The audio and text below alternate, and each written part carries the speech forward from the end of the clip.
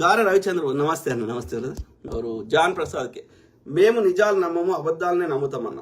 అందుకే బ్రదర్, అందుకే ఎడ్డి గొర్రెలను ఎక్కువ ఈ వాళ్ళు ఏమైందంటే ఈ పెయిడ్ సోషల్ మీడియా మన దగ్గర దోసుకునే సొమ్ములకి వెళ్ళి వాళ్ళకి పెయిడ్ సోషల్ మీడియా ద్వారా చెత్తని ఈ ట్రోలింగ్ చేపిస్తా ఉన్నాడు. Journalist Vinay Prakash, hi sir, మీలాంటి వారు ఇప్పటి పరిస్థితుల్లో చాలా అవసరం. మనందరం ఒక సమిష్టిగా కష్టపడదాం బ్రదర్, జర్నలిస్ట్ బ్రదర్. ఎందుకంటే ఇట్లయితే ఇక ఎట్లరా ఇక మార్కెట్లో వస్తుంది కదా. ఎన్నేళ్ళు 11 ఏళ్ళ నుంచి దరిద్రంగా చేస్తూనే ఉన్నాడు కదా. దేంట్లో అన్నిట్లో వెనుకనే వచ్చినాం కదా. హంగర్ ఇండెక్స్ లా, హ్యాపీనెస్ ఇండెక్స్ లా, ప్రపంచంలో ఉండే అన్ని సూచికలలో భారతదేశం లాస్ట్ లో ఉన్నది కదా. గతంలో ఇట్లా లేకుండే కదా. మరి ఏం చేసినావు చెప్పు. మరి మోడీకి 11 ఏళ్ళ నుంచి ఇది మంచిగా చేసి చెప్పు. చెడగొట్టి చాలాసార్లు చెప్పినావు. ఒక్కటి మంచిగా చేసి చెప్పండి. పొద్దుగాలేసి తిట్టడం, అమ్మని అక్కని చెల్లెని, లేకపోతే వారి వ్యక్తిగతంగా వాస్తవాలు లేకున్నా కానీ ట్రోల్ చేయడము, అంతే తప్ప మా మోడీ చేసిండని చెప్పండి రా. ఒక్కటి చెప్పండి మీ దమ్ముంటే.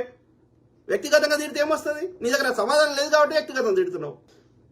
రామచందర్ బర్మాల ఏమంటున్నావు చెప్పండి రా. బీజేపీ చెప్పండి ఏం చేసిండో చెప్పండి.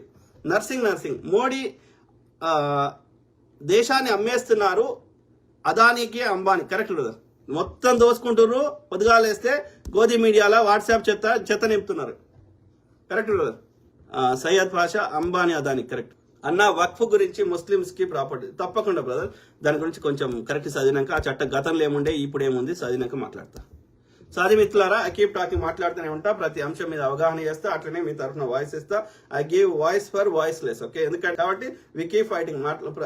విషయ పరిజ్ఞానం చేస్తే అందరం, నేను ఒక్కనే కాదు మనలాగా అందరం కొట్లాడొచ్చు. కాబట్టి విషయ పరిజ్ఞానం చేస్తూ వాస్తవాలు నింపుతూ అట్లా మనం ఇది పోరాటం చేద్దాం. ఓకే, ఒక 5% కూడా వాళ్ళకి ఓట్లు రాకుండా చేస్తే ఇవాడు మోసం చేస్తే తెలిసిపోతుంది. 20% వస్తే మిగిలినది మోసం చేస్తున్నాడు. అందుకే ఆ 20% ఉన్న దగ్గర వస్తున్నాడు. 20% ఎట్లా వస్తుంది? అక్కడ కూడా ఈ చెత్త నింపి వాట్సాప్లలో, ఈ మీడియాలో చెత్త నింపి మన చదువుకున్న వాళ్ళు ఉండడం వల్ల చెత్త నింపి హిందువులను కొడుతున్నారు అని హిందువులను కొట్టి ముస్లింల పేరు చెప్పి అట్లా మతం పిచ్చి ఇట్లా లేపితే 20% వస్తుంది. యువకులు వాళ్ళు వీళ్ళు కలిపితే మిగిలిన 20% మోసం చేస్తున్నాడు.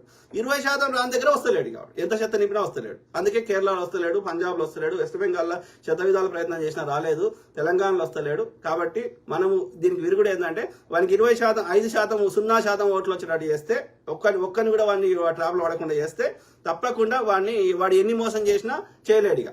ఓకే, కాబట్టి మనం ప్రజలను చైతన్యం చేద్దాం. ఓకే, ఈ దుర్మార్గుడిని దింపాల్సిన అవసరం ఉంది. ఎవరికి నచ్చినదేనా అని మొక్కుంటే అది ప్రజా సమస్యనా? అందులో ఉండే దోపిడీదారులని, అబ్యూజర్స్ని అందులో దేవుని పేరు చెప్పి దోసుకుంటే వాళ్ళని ఏ మతంలో ఉన్నా ప్రజల ముందు దోషం నిలబెడదాం. అదర్ దాన్ దట్ ఎవరికి నష్టం కానప్పుడు వాడు ఏ దేవుని మొక్కుంటే నాకు వచ్చిన సమస్య కాదు అది. కాబట్టి దాంట్లో ఏలు కాలు పెట్టాల్సిన అవసరం నాకు లేదు. It's a personal belief system కదా. కాబట్టి ఎవరిని నమ్ముకున్న వరకే, అందరికి ఒకటే సూర్యుడు, ఒకటే భూమి, ఒకటే ఉన్నప్పుడు 100 దేవుళ్ళు ఉండరు. అయినా సరే ఎవరిని నచ్చింది ఆడుకుని క్రియేట్ చేసుకున్నప్పుడు ఉండని, మనకి నష్టం కానప్పుడు దాంట్లో మనం ఏలు పెట్టాల్సిన అవసరం లేదు కదా. అయినా సరే మన దృష్టి మరల్చాలి. కాబట్టి మనం ప్రజలను చైతన్యం చేద్దాం, అవేకం చేద్దాం. కాకపోతే ఒక జనరేషన్ వాళ్ళకి ఒక ఏజ్ దాటినాక చదువుకోవడం సాధ్యం కాదు. కానీ అట్లీస్ట్ నా రిక్వెస్ట్ ఏంటంటే మన పిల్లలకన్నా చదివించండి. పాచి పని చేసైనా, ఏ పని చేసైనా సరే కానీ ఉద్యోగం కోసం చదివించకండి. ఉద్యోగం వాడు తెచ్చుకొని కానీ ఉద్యోగం అంటే ఏంది? ఇంకోనికి ఇదే జీతం ఉంటాడు. ఎందుకు? వీడే వ్యాపారం చేసుకుంటాడు, వీడే నలుగురికి తిండి పెడతాడు, వీడే యజమాని అవుతాడు, వీడే నలుగురికి ఉద్యోగం తీస్తాడు. వాడు చదువుకుంటే వాడు ఏదైనా చేసుకొని బతుకుతాడు కదా. ఏ పని చేసినా వాడు డిఫరెంట్గా చేస్తాడు. కాబట్టి వాడిని చదువు అనేది ఉద్యోగం కోసం కాదు. ఉద్యోగం అంటే వాని కింద జీతం ఉండడు, అంతే, ఏం లేదు. ఒక యజమాని కింద జీతం ఉండడు, అంతేనే కదా. ఎందుకు వీడెందుకు యజమాని కావద్దు? వీడెందుకు ఎల్లకాలం జీతం ఉండాలి? కాబట్టి సెల్ఫ్ ఎంప్లాయ్మెంట్ క్రియేట్ చేయడానికి మనకు అనేక అవకాశాలు ఉంటాయి. వాడికి ముచ్చడి చెప్తే అర్థమవుతుంది. విషయ పరిజ్ఞానం కోసం మాత్రమే చదివించండి, ఉద్యోగం కోసం కాదు. కాబట్టి మీ పిల్లల్ని 17వ తరగతి దాకా తప్పకుండా చదివించండి. నిర్బంధ విద్య చేసి అయినా చదివించండి.